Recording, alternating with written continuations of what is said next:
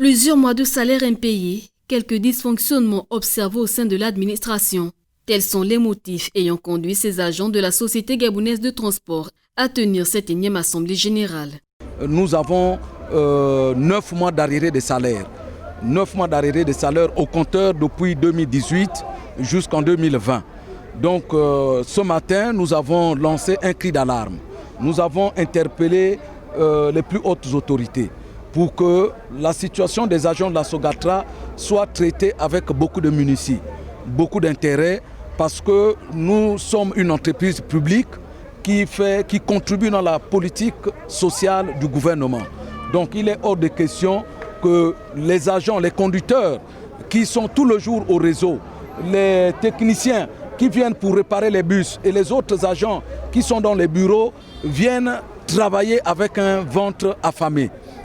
Lorsqu'un conducteur a faim et il conduit 40-50 personnes, il peut avoir des vertiges, il peut succomber, il peut avoir une défaillance physique. Donc c'est très important pour que le gouvernement puisse régler ce problème, ne fût-ce que le problème des salaires. Entre autres sujets évoqués, le paiement de la prime Covid-19 aux agents en service depuis le début de la pandémie de coronavirus au Gabon. Nous avons la situation de la Covid-19. La Sogatra est parmi les sociétés de transport qui ont été retenues pour le transport de la gratuité.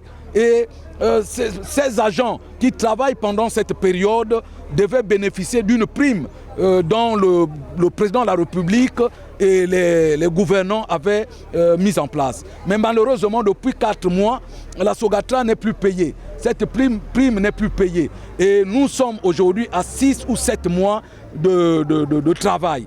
Cette assemblée générale n'est pas la première du genre tenue par les agents de la Sogatra, car depuis plusieurs mois, cette société est en proie à d'énormes difficultés et les revendications des agents sont multiples. Vivement que le gouvernement prenne en compte le problème de la Sogatra pour tenter de soulager ses pères et mères de famille livrés à la précarité depuis le début de cette crise.